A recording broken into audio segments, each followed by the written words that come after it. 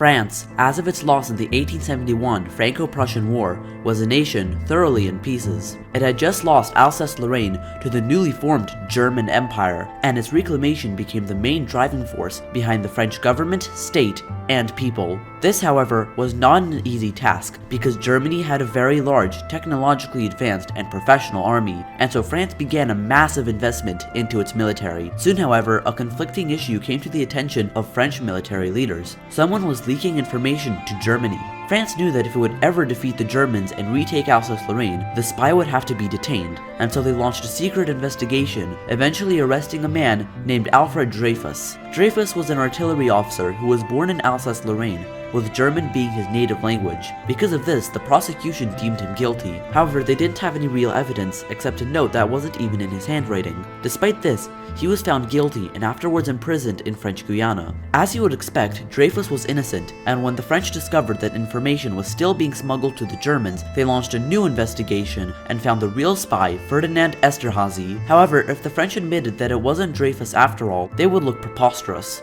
So they instead found Esterhazy innocent and bribed him to resign from the army and keep quiet about the whole thing.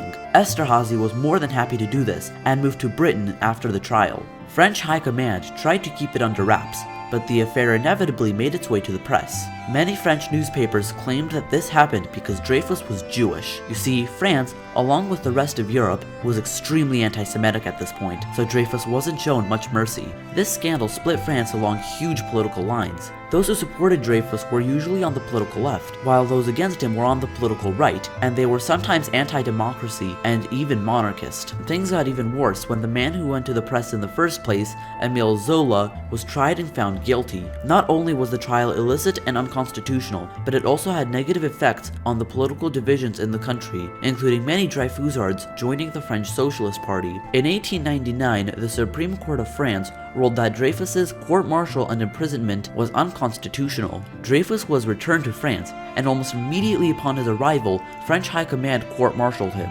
basing their accusations on forged evidence against Dreyfus. Once again, this divided France further, causing more anti-Semitic riots almost everywhere, especially in Paris. This led to national outcries from Britain, Italy, and the Netherlands. Meanwhile, Germany suspiciously held their mouths shut. The French president, Félix Faure, wanted the nightmare to be over, so he met with Dreyfus and agreed to pardon him if he admitted to spying for Germany. All Dreyfus wanted at this point was to see his family again, so he accepted.